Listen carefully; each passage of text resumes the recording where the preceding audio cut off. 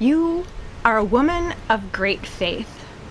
You are beautiful inside and out. You are a woman of great integrity. And you are unassuming.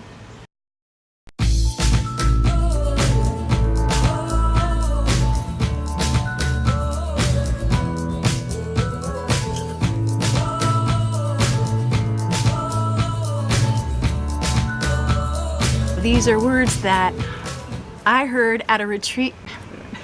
It's hot. Yay, summer's finally here. So I was on a retreat a couple of years ago, and during this retreat, which was 3 days, we kind of journeyed through this 3-day experience with a table of other women. At the end of the retreat, we had to say nice things about each other. And many retreats call this the Affirmation Circle. I cannot stand affirmation circles. I get it. I know their purpose. Many women don't hear things like you're beautiful, you're important, you're needed, you are created in the image of God. Like, women need to hear that. Men need to hear that. We all need to hear that. I get it. Each person had to go around and say one nice thing or a nice phrase about each of the other women at our small group. And there were probably only 6 or 7 of us. So it's not like it took forever. But the only thing that we could say back to each individual affirmation was, thank you. Just, that's it. Move on. Thank you. We're going around the table saying nice things about each other, and I'm listening and I'm hearing these things and I'm thinking, these are awesome. People are saying really nice things about each other. Oh, that's so sweet. And yeah, like, totally get it. Yeah, that's her. And it came to my turn, and as much as I hate these things, I'm thinking, okay, I'll take it, bring it. I can handle it, whatever you got. And the very first person says, you are unassuming. And I was really disappointed. I'm like, I'm what? I'm what? And I wasn't the only one that thought that, because I'm looking at the other women thinking, I don't think I know what that means. Now, this is going on in my head. I'm processing. I don't think I know what that means, but I think a lot of the other women were the same way. They just like, where is this coming from? And so I think because of all our absolutely confused looks, the woman who gave the affirmation shared, and she was saying things like, oh, you always let people go first, or, during the retreat you let people go first. You were, very quiet, but when you spoke up, you had something to, very concrete to offer. You encouraged us in our different talents and gifts during the weekends. And I thought, okay, yeah, I get that. I'm cool with that. I got home and I thought, I want to look this word up, because prior to my looking up the definition, and thank you Google for helping me figure this out, I would I guess use the term to describe things and maybe people. For me, before reading the definition, I took the word unassuming to be like, oh, look at that, the unassuming home on the corner, or oh, that dress she was wearing was really, that outfit was really unassuming, or I don't know, like Mother Teresa was an unassuming woman. And in that case, I'm like, yeah, that's cool. You want to call me unassuming and put me there with Mother Teresa? I don't at all deserve it. I would aspire to it, but I don't deserve it. Anyway, so I get home, I look up the term, and I see words like humble and meek, modest,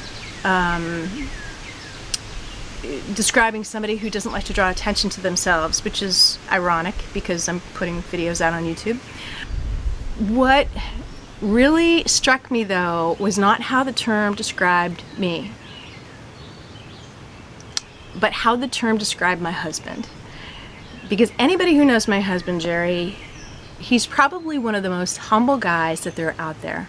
He's quiet, he's reserved, but he'll do anything for you. He'll go out of his way to do things for people, but in a way that doesn't draw attention to him, to himself. So, I think of the word unassuming, and I definitely would not put me there. I'm flattered that someone else did. I would put my husband there.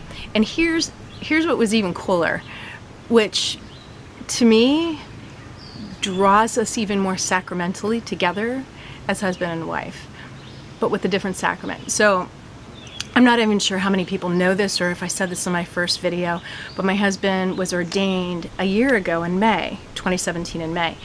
And during the ordination rite, and I found this out, actually, one of my very good friends, a priest, kind of called the attention of the word unassuming as a word that's used in the ordination rite in the transitional diaconate. When I looked it up, I thought, I'll bet that's also used in the ordination to the permanent diaconate, of which my husband was ordained. And so I did look it up, and I want to read this to you because I thought this was really cool. The rite of ordination includes the following words in the prayer of consecration. So when the bishop lays hands over the men during the Mass, part of the prayer includes, may he excel in every virtue, in love that is sincere, in concern for the sick and the poor, in unassuming authority, in self-discipline, and in holiness of life. When I read that, I was filled with this great joy because to me, that joined Jerry and I together on another level, on a different level. He's called to have this unassuming authority, and so the bishop prayed that the Holy Spirit would come down and give him these additional graces to help him in that, which, oh my gosh, anybody who knows my husband, that would already describe him. And so to know that the bishop has asked the Holy Spirit to grant him these graces in the middle of a consecration, a prayer consecration to the diaconate, for me was just like, what? This is awesome.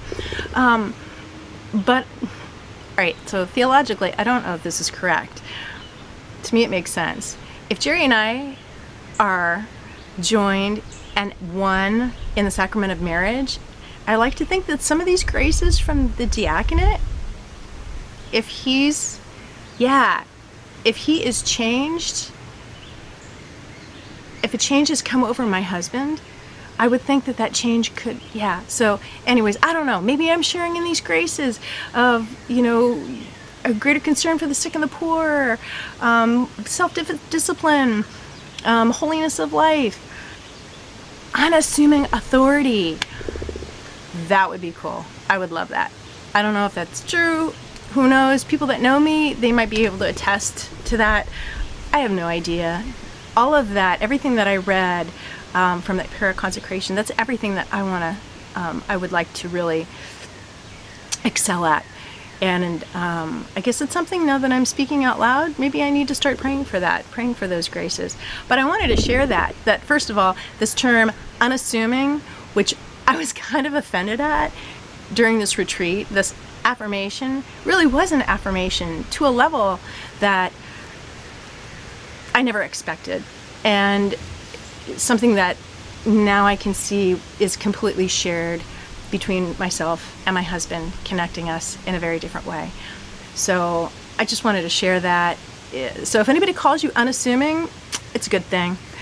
And hopefully one of these days I'll get my husband and he can be part of this, of future videos, so you can see how absolutely unassuming in authority and in just what a great guy my husband is. Aww. I would love to hear it from you. Have you ever been part of a retreat where you had to do an affirmation circle? If so, what were some things that you shared with others, and what were some things what was some of the feedback that you got? Were you ever called unassuming? Please click subscribe, hit the bell to be notified, follow me on Instagram, share this with your friends, and definitely comment below. So until the next video, thanks, and I'll see you later.